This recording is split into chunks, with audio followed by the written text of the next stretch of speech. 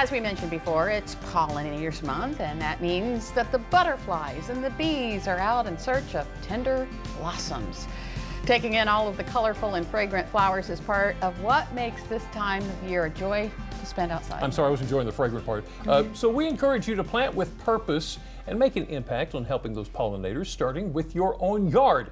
Telling us how you can do that, our friend Ginny Rosenkranz with the University of Maryland Extension. Thank you so much for coming. Thank you for having me and letting me bring my friends. Yes. And you have another friend. You have another friend. I do have a friend. So when you plant plants that the butterflies love, right, and they need, you will have little critters. So these are milkweeds, and the common milkweed is not a really desirable plant for like farmers because it's such an aggressive root system. And what I say is, I had one that just landed and it bloomed. I said, oh, I love it. Look, it's a pollinator plant. This is so cool. But I make sure I run around with a lawnmower and I keep it within bounds. And of course, it's about 12 by 12 for me. So this is a huge, common milkweed, all in flower. It has the most wonderful fragrance, almost a vanilla. Yes. And you have flowers that are just opening, flowers that are already done, and it's really nice. But what happens is this is the only type of plant that the monarch butterfly can actually feed on. So the mother butterfly flies around and finds that we have many, many different types of butterfly weed. Okay. So the common one, though, that's a really good one, and they always like the tiny leaves. So this little guy, he has eaten most of this leaf. I don't know, there we go. You can see most of the leaf is gone.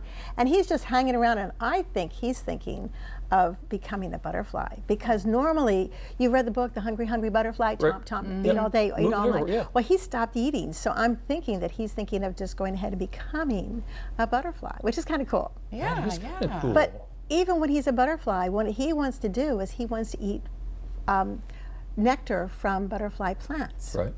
So that's why I brought the common milkweed. And I also have the orange one, which is actually, that one is just called butterfly weed, which cracks me up because it's so pretty, but butterfly weed. But you can find it on the roadways all around Delmarva. Right now it's blooming. And a lot of people think, oh, I'll just dig some of that up. Nobody is looking. Well, the common name for that one is chiggerweed. And that says that if you dig it up, you might get chiggers. And that is like, okay, no, brakes on, I'm never going to do that. No. But the reason why you really shouldn't is that both of the milkweeds have a very strong taproot, and they don't like to be moved. So when you buy it at the store, when it's a plant that you're purchasing, you put it in the full sun area, or at least the afternoon sun. It needs full afternoon sun. Then it will go ahead and thrive and thrive and thrive. And it blooms, and then it goes into seeds, and then it blooms again and goes into seeds, and it gives you constant color. It's just so beautiful. It smells like summer. It just brings back memories of being a kid outside. Oh yeah, because I mean that's what we had outside. Beautiful things like that. But if we do this to make our yard better for the pollinators, figure out what area you want and then just keep it in there? Yes. Now the orange one is not aggressive. You plant the orange butterfly weed, any nice garden that you want, a meadow garden, anything like that, and it will be well behaved. Okay. Yes, which is good. And it's good for the environment. Oh, absolutely. And there are some, like for instance, some people have really wet soil, and there's a swamp milkweed. They have a white one and they have a pink one. They're absolutely gorgeous. I have sand, which is why I have the ones that I bring. Yeah, that's our house, yeah. Well, now you're going to take him back and put him back in the... I'm going to put him back in the garden. I'm going to put him up on a leaf again so that he will know that he's up, out of harm's way of anything that would want to eat him.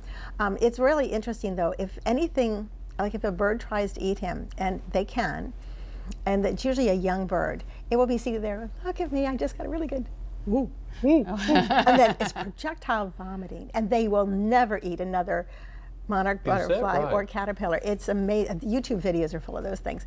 But it's just one of those things. That's why the viceroy butterfly looks like a monarch butterfly. It's imitating the colors, so it can be safe from any birds that want to go ahead and go grab it. How about that? Yes. The things we learned from you, Jenny. The things we learned. Wow, we're talking bird vomit. Thank you so much.